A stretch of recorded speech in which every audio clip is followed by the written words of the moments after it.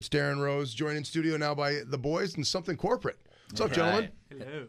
Thanks for coming in. Good to be here. So, Bamboozle this weekend.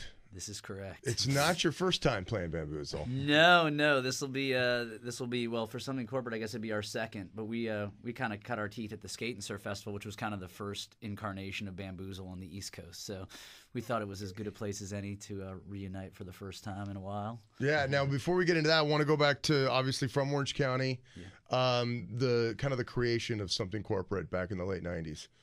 Andrew and I had Spanish class together, actually. What high school? Give a shout out. Dana Hills High School. Nice. Definitely, yeah. And we ended up talking about music all the time, and I was actually getting a drum set for Christmas. I hadn't started playing drums yet, but Andrew knew that I was going to be playing drums, and somehow that seemed like a credential enough to start a band. Yeah. Sometimes that's all it takes, obviously.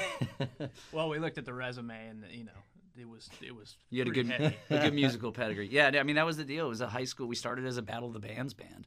I mean, we were really just trying to I had all these songs I wanted people to hear, and so these were my friends who played music, and we all kind of just got together. And, or we're going to play music. Yeah. We're going to play. Expected to play Yeah, music. exactly. Yeah, well, because I remember, I think everybody in high school has those friends that have bands, and you play the parties, you play the all ages clubs. What were some of those that you guys played that people might remember?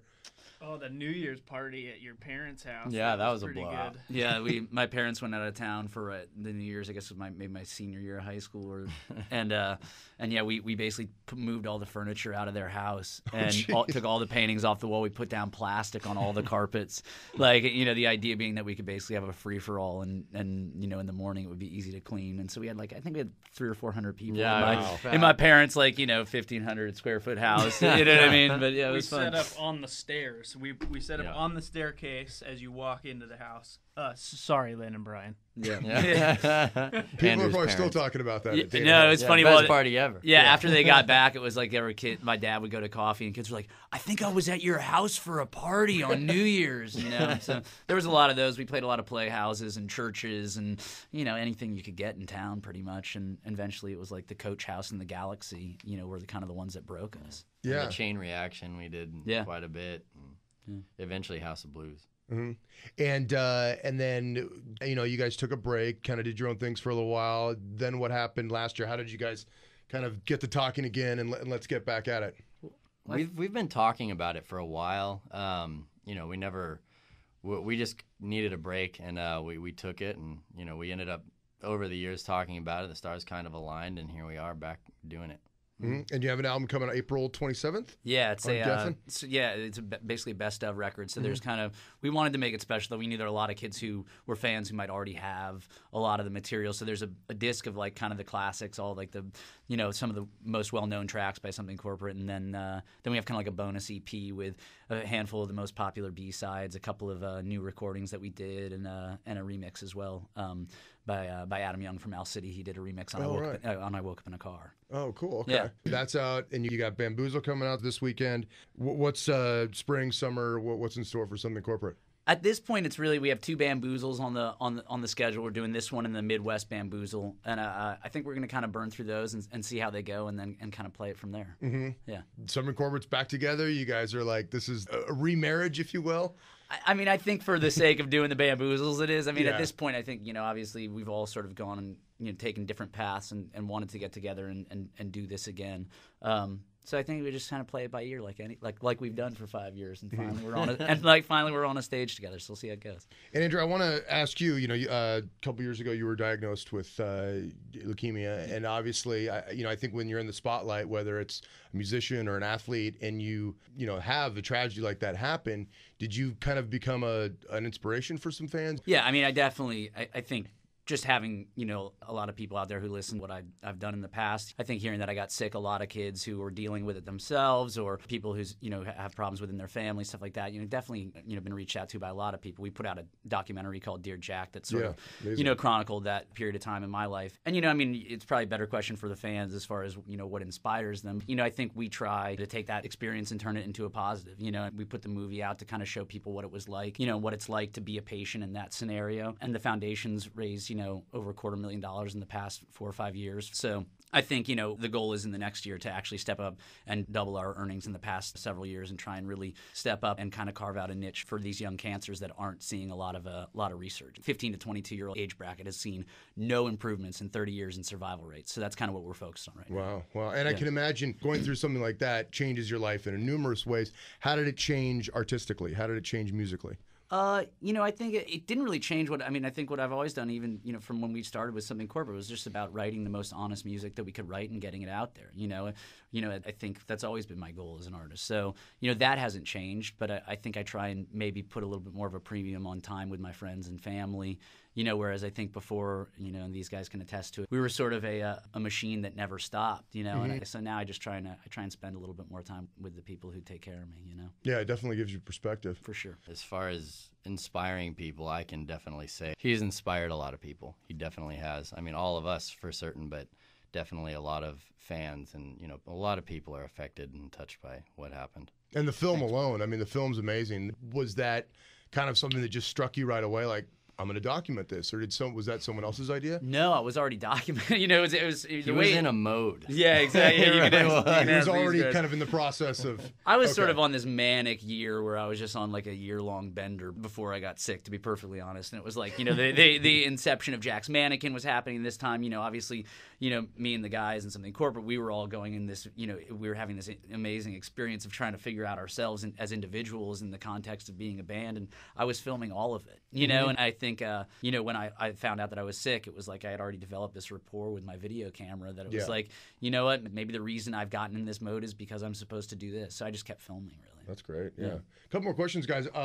Is for someone who maybe has never seen a Something Corporate show or has just turned on to you recently, how would you describe a Something Corporate show? What would people expect to see at Bamboozle this weekend? I almost don't remember. I think it will be the geriatric version of our younger selves this weekend. Yeah, less jumping probably. Yeah. Come on, we're not that old. No. I think the cool thing about just the catalog of songs is that it's fun music. It's it's fun pop music. It comes from an honest place. But I think it was never something that took itself too seriously. And I think that when you go to our shows and have gone to our shows in the past, it's just a place where you can let loose. You know what I mean? And I think that's what music should be live. But the hope is that people come out there and sort of put their phones down for a second and just kind of rock out. I think that's kind of the hope for us, at least. God, the phones, man! You go to a show now and people are staring at their phones, not even at the stage. I called a guy out like a couple weeks ago at a show. There's a dude in the front row, and he's sitting there in his first song, and he's rocking out for like the first 20 seconds, and all of a sudden you see he's got to tell his buddy. You know what I mean? And he's in the front row, like literally 2 feet in front of me, texting, and I see his girlfriend next to him, and I was just like giving her like the cut it, and she's like, she's shaking him like, stop, he sees you, and finally it was just like, and I get it, I appreciate why people do it, but I think at the same time, the cool thing about live music is it's a chance for you to put that stuff down and be a part of something that your friends who aren't there don't get to be a part of, so it's half the fun. Yeah, it is. Yeah, who was it? Not to say that I'm quoting Miley Cyrus, but I believe it was Miley Cyrus. I think she just said that she deleted her Twitter account and maybe even like her Facebook. That's insane. Just because I know, right? No, but she makes a good point. She's like, there's so much preoccupation when you go do something to record it or to transmit it to somebody else rather than just intaking it yourself. So, well, yeah. And I mean, these stars who have Twitter accounts, it's like, don't you have a big enough stage to, to talk to your fans? But, whatever it is. Yeah. So one last thing, we have a new music show on Sunday nights, and want to talk about the new music that's on the album. What's changed? I mean, the new tracks, because it is a compilation album. So, what the older material that's on there versus the new material? What's changed?